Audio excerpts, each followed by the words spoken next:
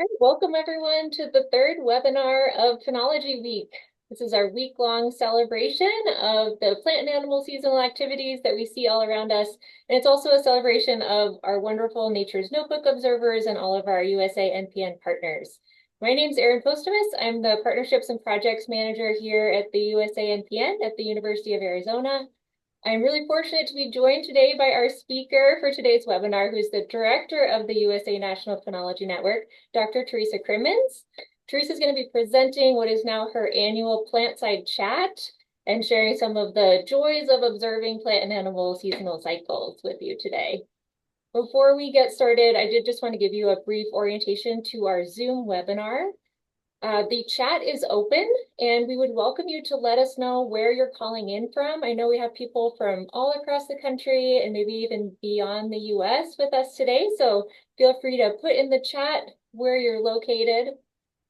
And we also invite you to use the Q&A if you have particular questions for Theresa. That'll help us keep track of the questions a little bit better than if you put them in the chat. So right now, use the chat, let us know where you're calling in from, and then if you have a question, please use that Q&A, which you'll find on the bottom of the Zoom. Lastly, we are recording this webinar. We're going to be sending out the recording link to everyone who registered. And we're also going to put the link on our Phenology Week webpage. And I'm going to put that link in the chat right now. We have a couple more webinars planned this week and some other events. So I invite you to check out that page if you'd like to join us. So with that, I'm going to turn it over to you, Theresa. Thank you so much, Erin, and thank you all for being here. Happy spring. We're just about there if we follow the calendar. But in my mind, it's been spring for a long time, and this is just a great opportunity to continue the celebration that we do every year now in Phenology Week. So, in case you haven't been able to join us so far yet, we are right at the midpoint of the fun stuff happening this week. On Monday, Erin led a great intro for getting started with Nature's Notebook. And yesterday, there was a follow-on conversation featuring some of the folks that have inspired some of our recent data collection campaigns. And both of those webinars were recorded, and those recordings are available now in case you want to follow up and check those out. And then later this week, we've got two more great things coming up. Tomorrow, Erin will lead an exercise or an activity for creating your own phenology calendar. And then on Friday, we'll have three of our collaborating researchers talk about different ways that they have used our data. And I always love when the researchers who have used the phenology data talk about it directly rather than me trying to translate and do their work justice. This way you get it straight from the original folks who used it. And so that URL is on the bottom of this slide, but like Erin said, she posted it in the chat as well. And if you haven't yet signed up to receive the emails that remind you of these events and provide the links for signing up for the webinars, you can do that from that page also. And like Erin said, the focus of today's conversation is my first book, which just came out, which has been a really fun experience. And if we haven't beat you over the head about it enough yet, you haven't gotten a copy yet, you can, and it's available through all the standard outlets, Amazon, Barnes & Noble, Books A Million, actually even Target and Walmart online. But if you order directly from Penguin Random House and use this Read MIT 20, you can get 20% off, and we can put that in the chat as well. And it is reasonably priced. It's like $17. So to get started, I did want to try to just get a sense of what the audience is like here today and who we have joining us. So we have just a single poll question to try to get a sense of whether you have used Nature's Notebook before, whether you've been doing it for a long time, whether you observe phenology in another way, or if you're just wholly new to this altogether. So thank you, Erin, for launching that. And I believe you can choose more than one answer. So please select whatever is appropriate.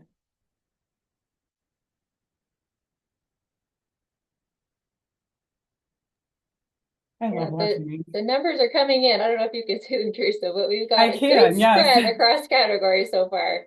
Quite a Yeah, few so Nature's Notebook observers. this is super cool. Okay. Yeah, I believe we have to end the poll to share the results, right? Yeah, we still have them coming in. Let me just give it another couple seconds Sure. because I know we have a few more people. Okay, I think it's slowing down now. So let me share these. Okay, So thank everyone should be you. able to see now. Okay. And so just under half of the folks here today are Nature's Notebook observers. We've also got folks that participate in track phenology in other ways. Some folks, a handful do it as part of their job. And we have about a quarter of the folks here are brand new to this. So, okay, that is helpful. I will do my best to keep it appropriate for everybody. Okay, the next thing, I have one more question for you.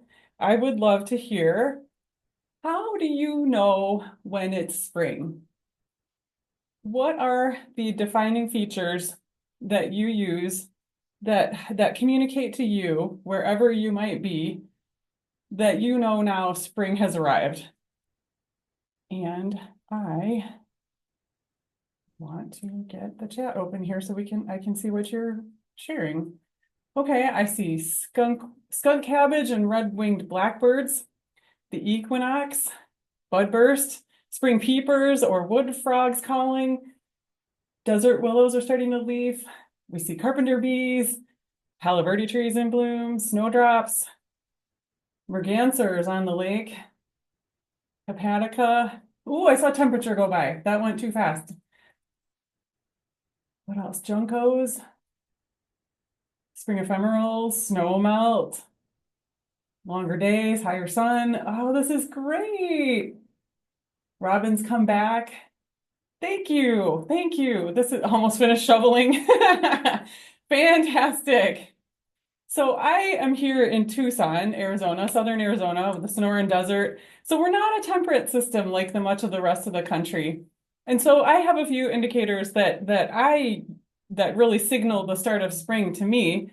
One of those is we start seeing scorpions again. I have a son he's 16 now, but he just loves, before he could talk, he has always loved scorpions. And I had to get over my kind of visceral aversion to these guys because we've had picture books, plenty of them live in our house for as long as he's been around. And so we go out with black lights and look for them regularly, and we've started seeing them again in just the last few weeks. I also have a Chinese pistache tree in my front yard, and that one is a special tree because most of the deciduous trees here, we don't actually have leaf buds. The leaves just start emerging right out of the branches of the trees because we don't have a lot of hard freeze, and so we don't need hard buds to protect and leaf and those structures to protect the leaf buds from frost.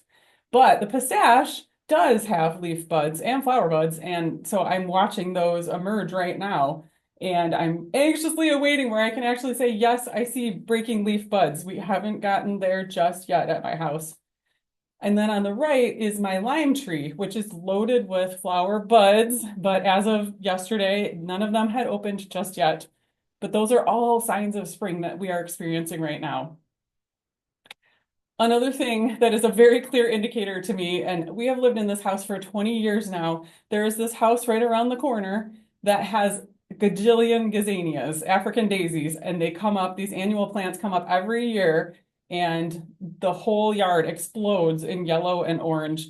And this is what they look like up close. You can kind of see that they're seeding themselves. I can tell that the prevailing winds in this neighborhood are to the east because there are a few that trickle in the houses, the neighbors' yards off to the east. But every spring I'm like, yep, okay, there they are. And they're ephemeral. We only have them for a couple of weeks, but they are in full glory right now. I also noticed, like some of you articulated, the days are getting longer, the temperatures are starting to climb for sure. I grew up in the Midwest, though. I grew up in Michigan, and what I remember so well is so much snow. And by the time we got to this time of year, it started to look kind of yucky, like those big piles that get pushed up into the corners of the parking lots, and all this salt slaz all over the road, just this like white sheen everywhere. The snow is getting kind of crusty and icy and black and gray and yucky, not good for anything fun anymore. But it's not, it's kind of an eyesore, but at the same time, it's encouraging because we can start to see things like crocuses peeking up out of the snow, and not too much longer than that snow starts to melt. And for a couple of summers, I was in West Michigan. I worked at the Allegan State Game Area, and I remember so clearly the dogwoods. And this was the picture, this is the scene that I saw and enjoyed so much in May, where it was misty and moist and chilly, and those dogwoods were putting out all their, well, it was the bracts that we were seeing, but it was just so gorgeous. And so that was signs of spring to me. So in both of my experiences of spring and the many of the examples that you named too, there were kind of two ingredients there to that definition of the season. You spoke both about seasonal events that were occurring, the arrival or reappearance of birds, the emergence of flowers or buds. So these biological events, and then there was environmental conditions attached. It's either the snow melt, the days getting longer, the temperatures getting warmer. And it's really, those two things are completely interlinked and can't really be disconnected. This is what defines phenology for us. And so we have predictable, there is a predictable pattern to when these things occur. We can say, we know we see blackbirds again in the spring, or red-winged blackbirds. We know we'll see crocuses come up in the spring at a certain time of year, but there's also variation from one year to the next when that occurs. And there's two ingredients really that drive that too. So the predictable bit of it is because our Earth is tilted and we are revolving around the sun. And I really wanted to be able to find an animation that went slower than this because this is kind of too fast. But if we can assume that, I'm just going to assume that everyone who's joining us is in the Northern Hemisphere, you'll see that when we are in summer, the tilt of the Earth means that the Northern Hemisphere is pointed more toward the sun. And that is why we experience longer days and warmer temperatures. And when the Earth returns back to the period of winter, the Northern Hemisphere is pointing away from the sun. And that is why we have shorter days and colder temperatures. And so right now we are right there where we get to spring. And that is when we are going to experience the equinox, where the the days are exactly at that pivot point between getting from shorter to longer, and we're starting to experience that increase in temperature. And so this is the predictable nature of what's driving activity from year to year. But then our Earth is very complicated. We also have all these air masses that are shifting around at a global scale that create weather, basically. I'm not going to go into great detail here because there's whole classes on this in college that you can take, but we have these large air masses that are constantly circulating, and the globe is spinning, and that causes those air masses to have different prevailing directions. And those things combined with the temperatures of the ocean and the land masses drives these large scale patterns like the jet stream and the polar vortex. And those conditions, I'm painting a very high level broad brush story here, but largely that is what constitutes weather for us. And there, as you know, as we all have experienced, we can have years with very warm temperatures early on, or we can have years with very cold temperatures. And a lot of it has to do with how these air masses are circulating. And as we hear when we watch the TV news broadcasts too, sometimes we get stuck in different patterns, and we can have, like a polar vortex that leads to a whole lot of cold temperature for a long time, or the jet stream switches. And so that is why, largely at a high level again, why we tend to have a lot of variability from one year to the next of when we start to see spring activity. And so, like I said, biological conditions happen generally at the same time from one year to the next, but not with complete predictability. And it's really that variability because of weather that means that it's not 100% predictable. So we've got evidence that humans have been keeping track of the cyclical nature and the variability in biological phenomenon for basically as long as we've been on the planet. I should take that back. Humans, I looked this up. Humans have been on the planet for about 300,000 years. The earliest evidence I could find of documentation of something cyclical was actually, it dates back about 40,000 years ago. So these upper Paleolithic cave paintings date back between 15 and 40,000 years old, up in Europe. And what's super cool is that these paintings have been, folks have known about them for a very long time, and they recognize that there's a lot of symbols in them, and you can see those symbols circled on here. But only in the last couple of years, scientists feel like they have cracked the code as to what these symbols actually mean. And there was this really cool paper published recently where they believe that these dashes and the dots refer to the moons, the cycles of the moons. And so that is a way of keeping track of the months of the year, and it's indicating when these different things are occurring. So it's kind of cool, honestly, to recognize that humans have been paying attention to this kind of stuff for that long.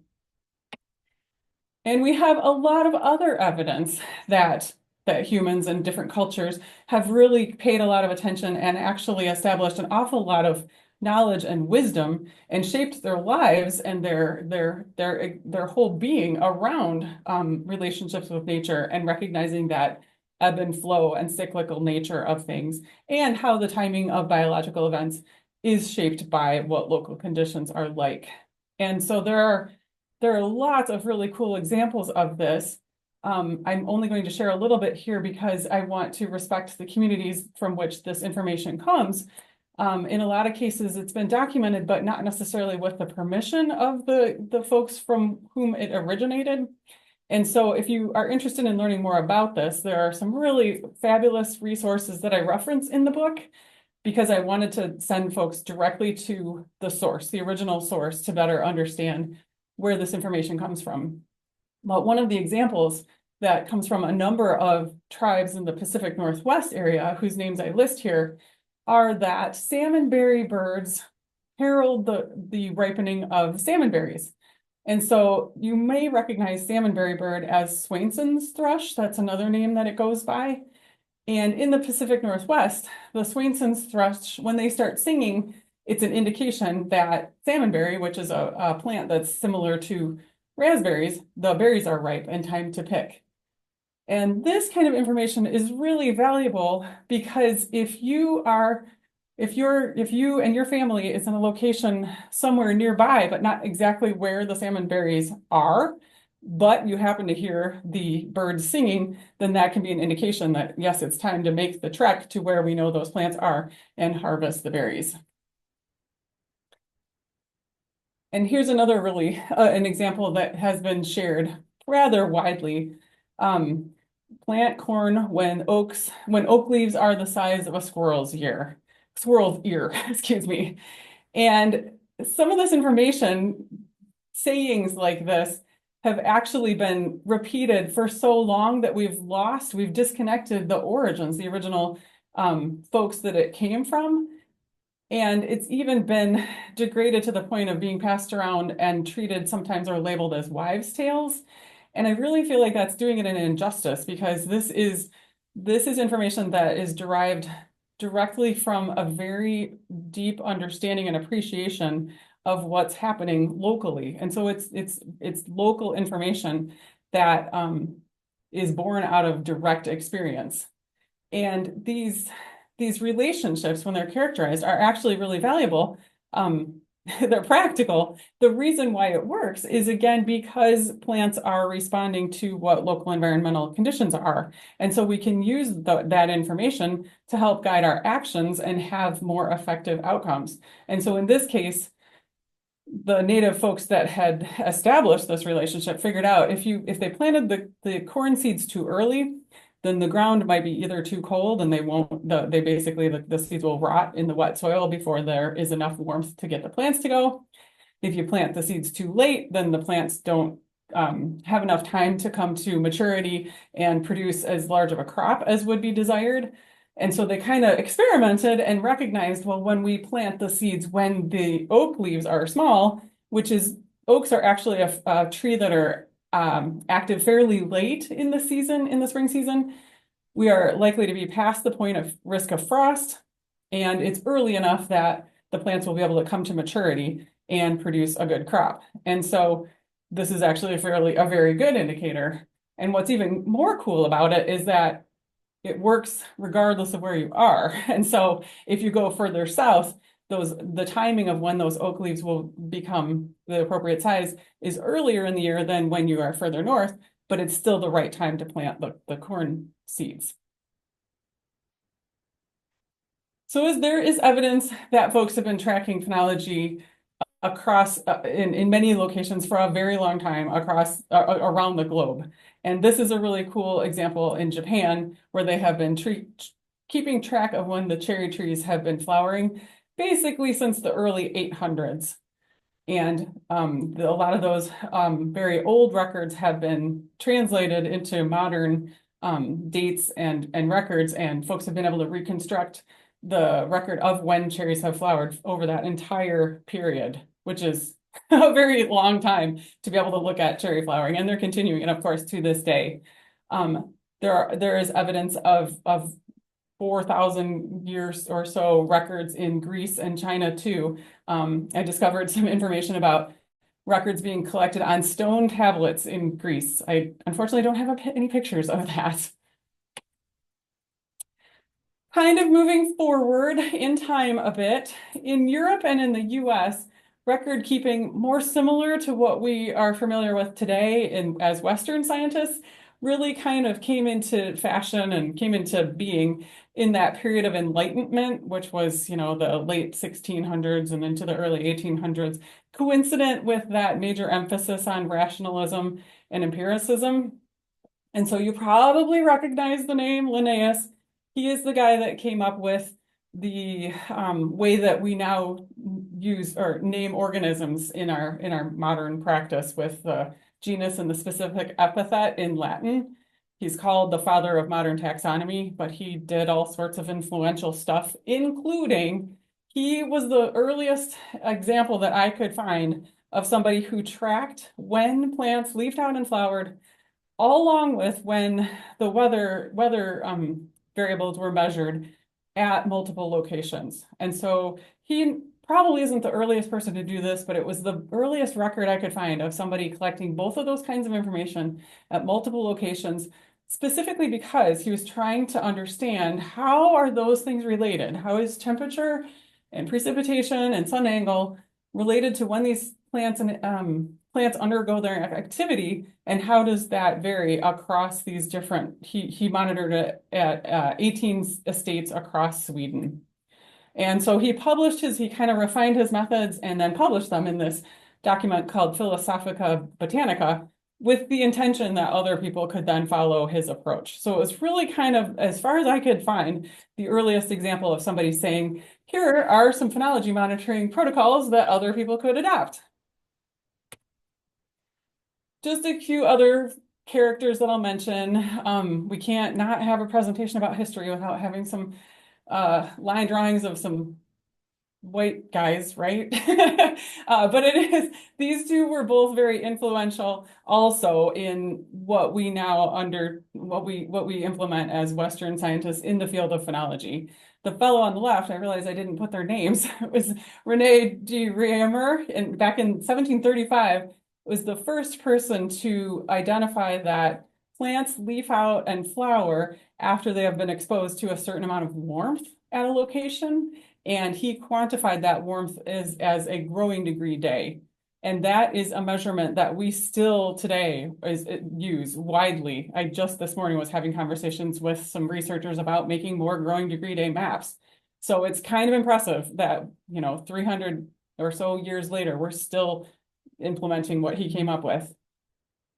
And then he came up with that he published that in 1735. There wasn't a whole lot of activity until over a century later when Adolphe Quetelet in Belgium came up with basically the same concept, except he took temperature and squared it but still was using temperature, basically daily average temperature, and accumulating it through time to be able to predict when plants would undergo their activity. And again, those approaches were very formative for what we still do today. Okay, so now kind of pivoting, what we know, especially if you've been participating in Nature's Notebook, you kind of can't avoid understanding that things actually are changing. It's really thanks to the records collected by folks like Linnaeus and others in the last few centuries that we've been able to take stock of whether things are changing. And when we look at historical records of when folks saw stuff happening and compare them to when things are happening today, we see abundant evidence of change. Globally, just since the 1980s, which was when I was a kid, so it doesn't really feel that long ago, on average, we've seen the activity in springtime among plants and animals shift by about 4 days earlier, which honestly probably doesn't sound like that much. And it's hardly noticeable, really, given that we can have different events vary by weeks from one year to the next. I know this year in a lot of the country, we're experiencing a fairly late start to spring compared to the last several years. And so 4 days, that doesn't really sound like that much. But because this is an average across all events in all the species and all the locations where we have data, it is masking a lot of the extreme changes that we have documented too, which I'm now going to get into. But to give you a little bit of context for this, I'm not going to go deep because this is not my field, but the reason why we are starting to see a lot of really clear shifts in phenology is traced right back to the fact that we have far more greenhouse gases in the atmosphere than we have in a really long time, carbon dioxide in particular. And that serves basically as an insulating layer around the planet and is warming the planet. And as the planet is getting warmer, it's having a direct effect on when plants and animals undergo their activity in both the spring and the fall and in a lot of other ways as well. And so this is an image that I grabbed from one of the recent Intergovernmental Panel on Climate Change assessment reports. And this is a really long time period that we're looking at on the x-axis here, millions of years ago. And so we're over here. Quetelet and Linnaeus and all of us, we're like right here. So basically what we're looking at is the concentration of carbon dioxide in the atmosphere. The black line is what scientists have reconstructed from Antarctic ice, measurements directly taken from ice cores. And then the other measurements that extend back further are isotopes from a whole lot of different sources. So it's a reconstruction for sure. However, if we look even at just the most recent couple of centuries, that's what this very rapidly increasing black line is. And so just in the period since Linnaeus has been on the planet or collected his phenology observations, the carbon dioxide concentration has dramatically increased to the point that we are now seeing concentrations that the globe has not experienced in a couple of million years. And so as a consequence, temperatures are increasing. And so this is global temperature anomaly or how different global temperature is basically since the time of this just a little bit into the Industrial Revolution relative to the 1950 to 1980 average. And so basically we're saying if we say 1950 to 1980 is like normal, then all the decades prior to that were colder than normal, and pretty much all the years since then have been warmer. And so when we look at just those last few decades, we just see a very rapidly increasing temperature trend on a global scale. And so plants and animals have effectively three options for contending with this. They can adapt, which means change how features of what they look like or how they go about their business in ways that allow them to more comfortably tolerate these rapidly changing conditions. They can pack up and move, or they can die. They can go extinct. And so animals have a little easier of time with this because they have the ability to move more readily. And so there's lots of evidence of species, especially animals, changing their range, shifting their ranges either more towards the poles to kind of follow the temperatures as they're getting warmer. They need to move higher into higher latitudes to follow those conditions, or upslope in elevation. Plants have a little bit harder of a time. So shifting the timing of activity, adjusting phenology is really one of the other most apparent ways that plants and animals can adapt to continue to tolerate these rapidly changing conditions. And when we have long records of observations, we can actually see really clear evidence of this very thing. And so going back to the example of the records of cherry blossoms collected in Japan, we see, again, these are those records that were reconstructed and pulled from all those different sources in Kyoto, dating back to the 800s. And what each dot here represents, the year is on the x-axis and the month of the year is on the y-axis. Basically, each dot represents what was the earliest date that somebody saw open cherry flowers in that year. And you do see a whole lot of variability from one year to the next. And the black line is actually a trend line, is a 50-year moving average. So that's definitely like tamping down all the interannual variability. But when you look at that moving average, there isn't much trend. There's a lot of variability, but there really isn't any clear directional trend until we get to the start of the Industrial Revolution. And now the timing of cherry flowering is just inching earlier and earlier and earlier, with some of the earliest records ever recorded in the last couple of years. And this is now a little bit out of date because this was from 2022. And I know that one of the last couple of years was the earliest on record. We don't have the luxury of data and observations that go all the way back to year 800 in pretty much any other place.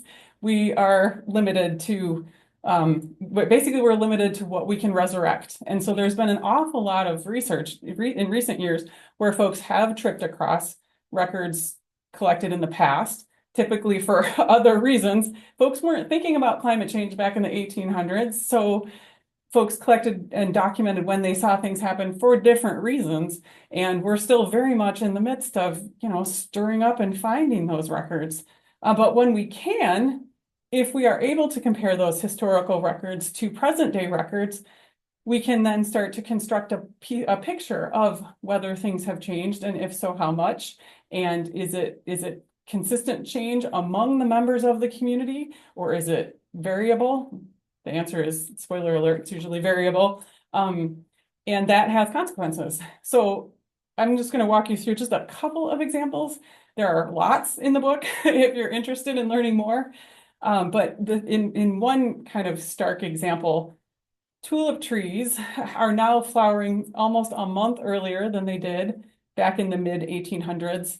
And we know this because some researchers in the Northeast in New York State discovered records that had been collected by academic institutions back in the 1800s prior to the Civil War.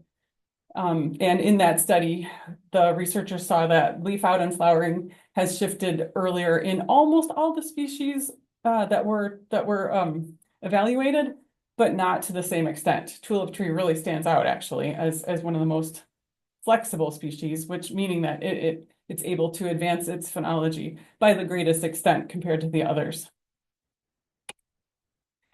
In a different study, where some researchers actually looked at herbarium records, which are plant specimens that were collected in a lot of cases because folks, well, let me back up. So a lot of times explorers in particular would collect botanical specimens, mainly because they didn't know what plants were. And they did this with animals too, to the extent that they could be transported. But plants are easy to transport once they've been dried and pressed and squashed flat. You can get a whole bunch of them in your suitcase or in your trunk, your steamer trunk, and bring it home on an expedition. Some of those records are our best records from the past as to what species was where and what it was doing when. Most often, when plant specimens are collected to serve as an herbarium specimen, they are collected when they are either in flower or in fruit because those structures help with the identification of the species. And so if you have a record that was collected of a squashed plant that was collected, say, 100 years ago that has a flower on it, the wonderful thing is the specimen also has information on where and when it was collected. So you now know where and when that species was in flower. And so some researchers several years ago looked at all the herbarium specimens for these two plants, cutleaf toothwort and yellow trout lily in West Virginia, and compared when they saw those plants in flower back then, over 100 years ago, to when they see it in flower now. And it has advanced, they both have advanced their flowering by almost a week, which is significant, but definitely a smaller extent of advancement compared to tulip tree. We have lots of other records in other places that kind of tell us more of the same story. In Switzerland, where we have some of the best long-term records, we can see that horse chestnut is now leafing out, almost 2 weeks earlier than it did 150 years ago. And we start to see patterns that are similar in animals as well. And I will just highlight a few. Again, there's far more if you want to learn more. But in Europe, there is a particular location where folks have been tracking when the European adder comes out of its hibernation for the winter. And they are now seeing those snakes just about a month earlier than just the 1980s, which is a very big advancement in a short amount of time. And this puts the snakes actually at a greater risk of frost damage and death, actually, because remember that reptiles are cold-blooded. So if they experience warmth, and it is warmth, that is what the trigger is for them to come out of their hibernation, they come out because they're like, oh, great, it's spring, it's warm. I'm going to be able to find food. I'm going to be able to go about my business. And then some freezing weather comes. That's really hard on cold-blooded animals. And as well, they may not be as successful at being able to find food if they're coming out very early in the season and other things aren't necessarily getting going at the same time. I was amazed to find some incredible results from aquatic and marine communities. This was something I didn't know about at all until I started doing the research for this book. I would have thought terrestrial communities would have been the communities that showed the greatest advancements, and it's hard, of course, to find long-term monitoring data in marine environments, but holy cow, there are some crazy numbers coming from some of these data sources. There's this really impressive data set that's been collected out at Narragansett Bay since the 1950s, and they go out weekly and they survey what fish are there. And I didn't even really appreciate that fish migrate, but a lot do in the ocean. There are resident fish in this bay, and there are some summer resident fish in this bay. And the winter residents in particular have shortened their wintertime stays by unbelievable amounts. This little guy, the longhorn sculpin, which is just this little cute fish, I don't know, maybe bigger than that, maybe like this big. All the pictures I found, they were small. It has abbreviated its stay by 118 days since the 1950s, directly in response to warmer ocean temperatures.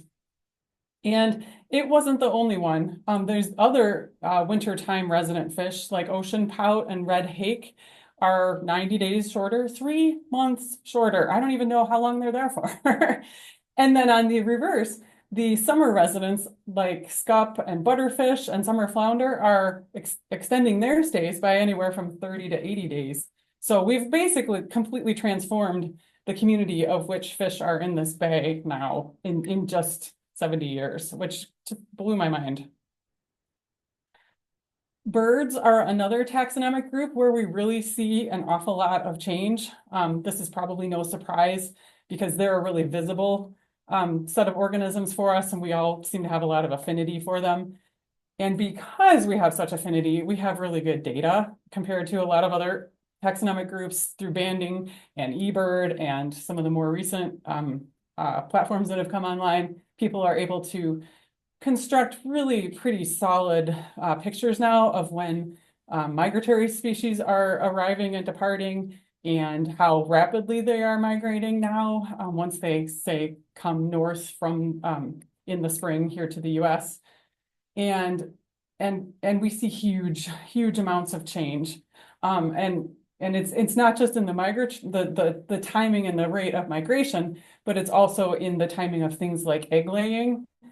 And so these two guys, the American kestrel and grasshopper sparrow, are a couple that I pulled from a study from the upper Midwest that basically on average since the 1800s, these birds have advanced their egg laying by 40 to 60 days, which again, I was just so surprised because it seems like more than they could handle. But it's, I guess, one takeaway is that nature is resilient. It is really resilient, and it's encouraging.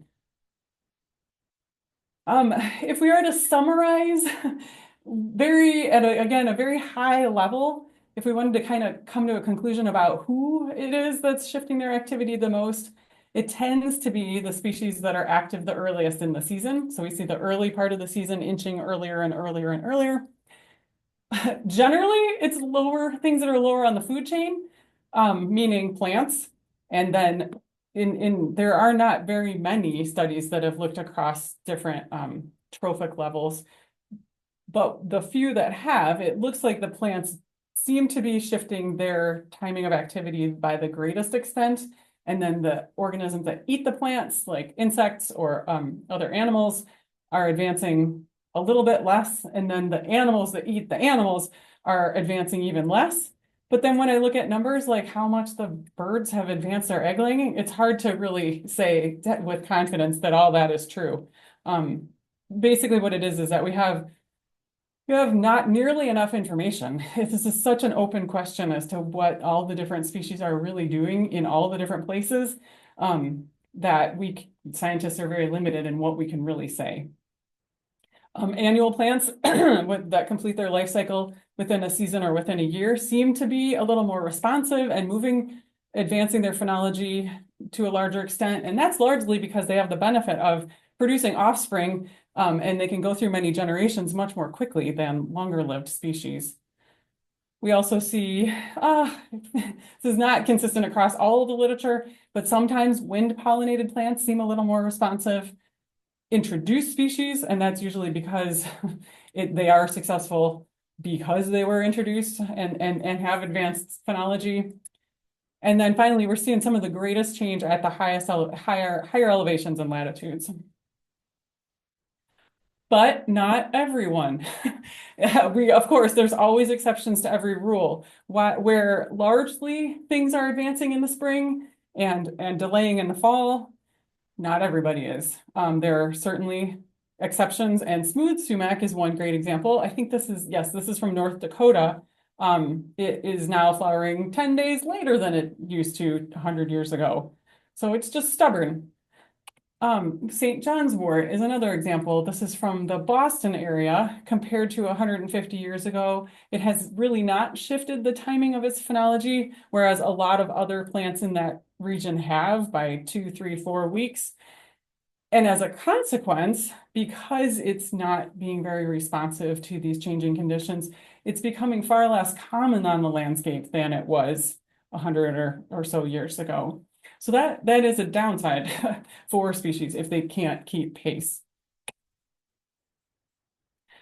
And so why do we care? I haven't really talked much about the implications, but there are an awful lot of consequences for the fact that a lot of species are changing the timing of their phenology, but not everyone is, and not everybody's changing at the same rates. And these consequences are both ecological in nature as well as economic. For example, things like peaches, these plants require exposure to a particular amount of chill in the winter in order to produce a really abundant, lots of flowers in the spring, and then have those flowers be successful and produce fruit. If they don't experience sufficient chill, it can really reduce the amount of fruit that can be produced. And we experienced that in 2017, which was a year that had very warm early conditions. In Georgia, they experienced about an 80% loss of the peach crop as a consequence of the lack of chill. This is true for a lot of our fruit crops, almonds, blueberries, cherries, pistachios, and it is a concern, a large enough concern that now agriculturalists are trying to figure out, are there ways that we can kind of trick the plants into thinking that they've gotten their chill, even though they won't? Can we either spray them with chemicals or breed that need for chill straight out of the plants so that we can continue to produce sufficient crops even as things get warmer? The allergy season is getting longer. I hate sharing this one because it's just all bad news.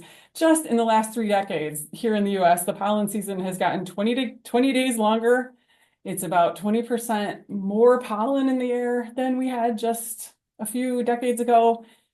And even more bad news, there's been some research that has suggested that ragweed, which is one of the plants that is responsible for producing so much pollen, is producing not only more pollen, but that the pollen is higher in allergenness. It's more allergic. Basically, it's more of a problem for us.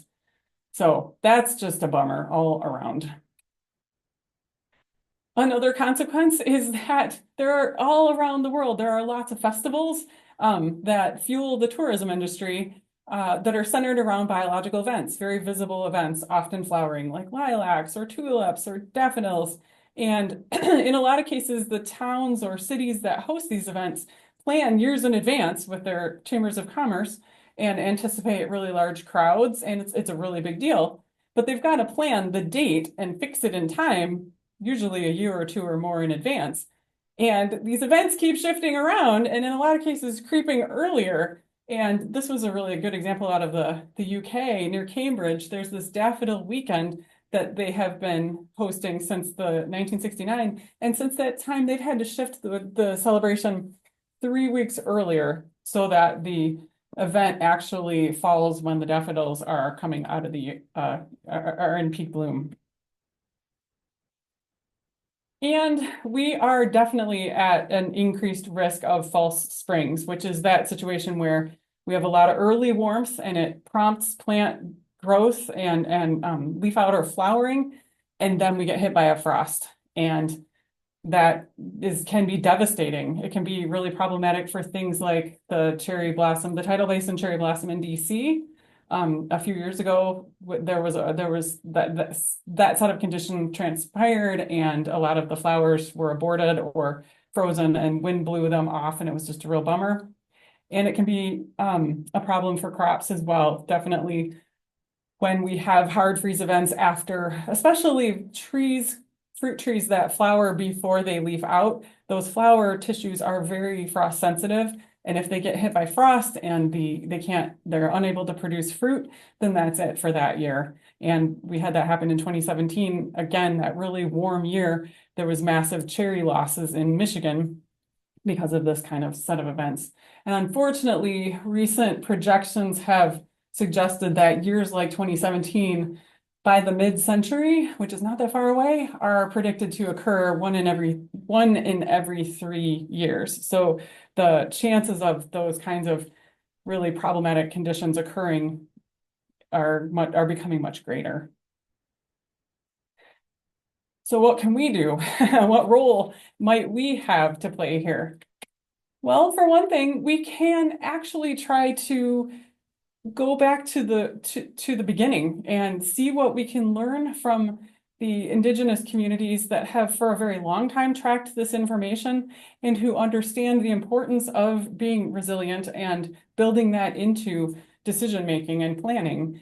And if different communities are willing to work with us, there is a great deal of wisdom to be tapped there, and there are some efforts underway to try to well, hopefully we'll continue in that direction. Take advantage of that take advantage is the wrong word here. Work together to move us into a space where things can be information can be used to the best of our ability collectively, and try to build more resilient ecosystems. We can also take advantage of information because in the form of understanding that a lot of times different species undergo activity at the same time because of because they are both responding to the same cue. And so, for example, this comes out of Ohio. There is this is pine needle scale, which is this scale that is really problematic for pines. The first generation of eggs hatches when the Van Hout spirea, which is the plant on top there, is in full bloom, which is a very visible event. So you could use the blooming of the spirea as an indicator of, oh shoot, the eggs for the pine needle scale are hatching and it's now time to go treat for them. But if you wanted even more advanced warning, somebody figured out that lilacs flower about a week before the Van Hout spirea. And so if you kept track of when the lilacs are flowering, then you could use that as, oh, I see that the lilacs are flowering. The pine needle scale eggs are about to hatch. I better get my butt out there and take action, be ready to take action right as that happens. So just understanding these relationships can be really valuable for in very practical ways. And the NPN has a series of these kind of maps that are really based on this same kind of information that are intended for use in planning and management. And then there's the opportunity for scientists to take this kind of information in and implement it in even longer term projections and more fully understanding how things might be likely to change in the future. And so this is kind of encapsulating the information that we know, kind of trying to take advantage of what we've observed regarding change so far in ecosystems and projecting forward what we might be likely to anticipate and thinking about at the bottom the ecological and evolutionary implications for this. And so to just walk through this really quickly, when we experience more warming as we are, it means we have reduced chilling and increased forcing, meaning just it's not as cold in the winter and it's definitely warmer in the rest of the season. This serves to advance springtime phenology, but it doesn't impact everybody in the same ways. For example, the plants that leaf out before they flower, we are generally seeing an abbreviated period between when those two events are occurring. And then on the flip side, for plants that do the inverse, we see some lengthening. And that has all sorts of implications for not just the species, but also populations, communities, and ecosystems, and how all these different things are interacting. And so as a consequence, there's a strong need to continue to understand this more fully, not just at this conceptual level, but actually on the ground, unique species, and how things are likely to change to help us better prepare and figure out how we can most effectively conserve the species that we have and the ecosystems and their functions, and keep things going.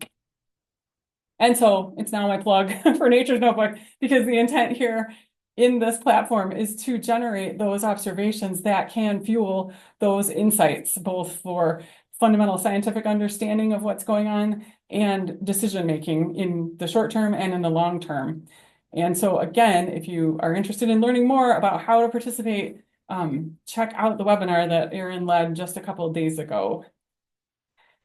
And with that, I will give you this opportunity to also, if you haven't already, sign up for our newsletters, because I can attest, Erin writes most of them. They're so good. They're so worth reading. There's so much good information in there. I also invite you to check out the maps and forecasts and other information on our website, or follow us on social media if you're interested. And let's see. I just want to say thank you. Thank you so much for being here today and for the phenology data that you contribute and all the ways in which you participate and support this community. We are so incredibly thankful for the participation among every single one of you in all the ways that you do. Thank you. And I'll put this back up in case there's any links on there that you want to grab. And I left just a couple minutes for questions. Thank you so much, Theresa. That was a wonderful overview, and I'm sure there's lots more stories and research anecdotes in your book that people can check out as well. We did get a bunch of really great questions. So we'll try to get to as many as we can here. There are a couple about the tulip tree example that you shared early on, and just saying that that stat is amazing. Do you know what it is about the species that's allowed them to move their flowering so early? And then another question was, do you know if all the trees were of the same genetic stock? If you happen to know that. Oh, definitely not. They were not. Those were trees. So the historical records arose from a program that was started by the Smithsonian Institute in the early 1800s. Um, what's that guy's name? Somebody Ho. He initiated phenology tracking all across the eastern US in the early 1800s, stretching from Texas to Maine. His particular effort only lasted for like 8 years, but academic institutions in the state of New York latched on to the idea, and they had instructors and students documenting. It's so crazy. It's so similar to what Nature's Notebook is about. They had students and academics tracking leaf out and flowering in a whole bunch of different species on the various campuses across the state. So those definitely wouldn't have been, they were naturally occurring trees. Um, but I don't know what's special about tulip tree, honestly. That is such a good question. And yeah, I can't even speculate, unfortunately. Oh, I need more data to find out, so we should keep collecting, right? Yes. Another question about looking into species later bloom time with rising temperatures. Do you happen to notice the rate of change increasing in the last 30 years or so? Maybe that's a plug for Friday's webinar when we're going to have one of our researchers going to be talking about that velocity of warming Yes, study. yes, definitely. Yeah, I will leave that to Rob to address. But I feel like, yes, a little cheater answer would be yes, because the rate of warming has been increasing. But yeah, I will have to think about that for a sec to think if there's studies Yeah. that have taken like, that's basically the derivative. Yeah, I don't know. It's a really good question. And then kind of a follow-on question with that, were you able to correlate phenology changes with temperature, or is there a lag in plant adaptability? So, okay, yeah, I was a little loose with my language. I am clearer in the book. So, what we largely see in plants is plasticity, meaning their ability to be flexible. So, for example, if you have a red maple in your yard and you're tracking it and you're watching that same tree from one year to the next and you see it first flower on March 10th one year and then March 20th the next year, it's the same tree and it's just kind of following the conditions. And so that's a plastic response. Formally, adaptation refers to different generations and particular genes being selected for that are make the offspring more suitable for different conditions. And so that's where we only see, I can only think of a handful of studies where that's actually been documented, and it's all in very short-lived species like annual plants and I think some insects. But yeah, that's where we can actually start to see evidence of species formally trying to become more well suited for their environment. Did I answer that question? I kind of lost track of what the beginning was. Yeah, yeah. I Okay. think it was about, correlating phenology change with temperature and the lag that you see. Okay. Yeah, Yeah, I sort of, oh, sorry, go ahead. there's another maybe related question too about plant as you go up in elevation, is there a reduced amount of temperature requirement for things like first flower for plants? Oh, good question. So I think the best way I can answer that is what we know for species that have large ranges. And again, red maple is a really good example of this because it grows all the way from Florida to Maine. We do, there are different genes in the individuals that are that live in the south versus the north. And there have been a lot of what are called um, reciprocal transplant studies, or what's the other word for that? Gardens? Common gardens, thank Yeah. you.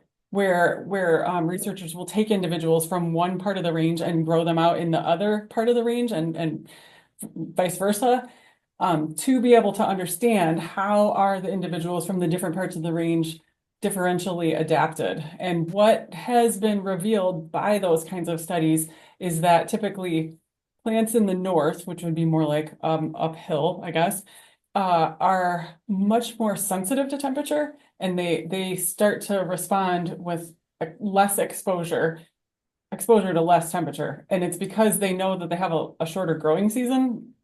And so they don't know because they're not brains, but they have evolved to such that once it starts getting warm, they begin activity quickly in order to be able to complete the whole life cycle before the risk of cold temperatures and frost in the fall. Whereas plants usually further south, again in the northern hemisphere, um, are a little more lackadaisical and oftentimes have more of a day length cue. They tend to pay more attention to how long the day is as an indicator of, yes, we are entering into the act of when you should be growing because there is less variation with temperature. So take advantage of the long days and use that to grow. There are a couple of questions about birds and bird phenology.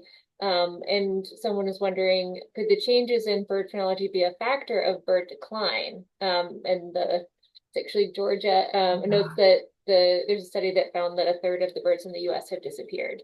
I don't know if we have examples of that direct relationship between phenological mismatch or phenology changes and decline. I know there's examples from other places in the world, like I'm thinking about the pied flycatcher, very well studied Yep. system in Europe.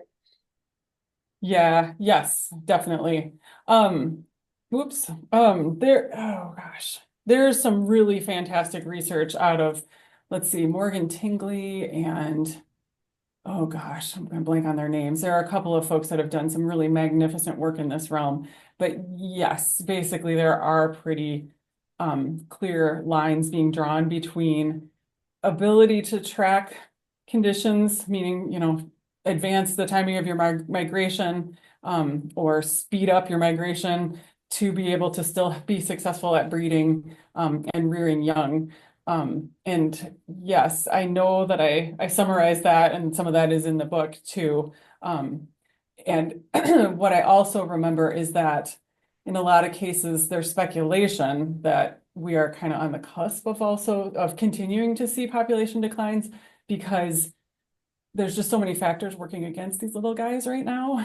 In the case of migrants, they've got to not only make sure that they're arriving at the right time when the food source that they require to be able to, eat and stay alive is still there when they arrive to their breeding grounds. But then oftentimes once they arrive here at the US, if they're migrating from the South, they've also got to, they typically aren't, they aren't going to breed in the Gulf of Mexico or coastal areas. They're going to breed further north. So then they've got to also migrate rapidly north. And what's happening is that this green wave, meaning the onset of green plants that kind of rolls northward that we're experiencing right now, and consequently the insects that start to emerge to eat those green leaves, the rate of that is speeding up in the spring season. And so those birds are having to migrate more rapidly to maintain pace with that. And they're already tired and depleted because they just made a migration across the ocean. And now they've got to keep doing that. And then still they've got to breed right away once they get to their breeding grounds because their pressure is on. And so there's a lot of factors that make it tough. So yeah, in some, yes, changes in phenology is having and will continue to have probably really significant impacts on bird numbers. Yeah, and then that's another plug to track phenology because phenology is one of those really early indicators before you even start to see those population declines. Yeah, yes, absolutely. Okay, we'll do one more question because we're already a little bit over time. I think this is a fun one. Do you think Earth needs a new calendar system when we consider these changes? Well, yeah. It's got to be flexible, right? I know, I love it. We get to talk to the media approaches us almost every spring because yes, calendar says spring starts on Thursday. And there's really three ways of defining spring. There's the astronomical one, meaning what's the spring equinox. There's the climatological spring, which actually starts on March 1st because March is climatologically defined in at least the US, but I think the Northern Hemisphere is March, April, May. And then there's the biological spring. And yeah, I'm partial to the biological definition for sure. Me too. All right, well, thank you so much. I think we're going to have to end it there, but thank you all for the great questions and really love seeing all of the examples of spring that people put in the chat. Those are wonderful. Thanks so much, Teresa, for sharing about your book, and we hope to see you all at our next couple of webinars in the next 2 days. Thank you. Thanks so much for being here. Bye, everybody.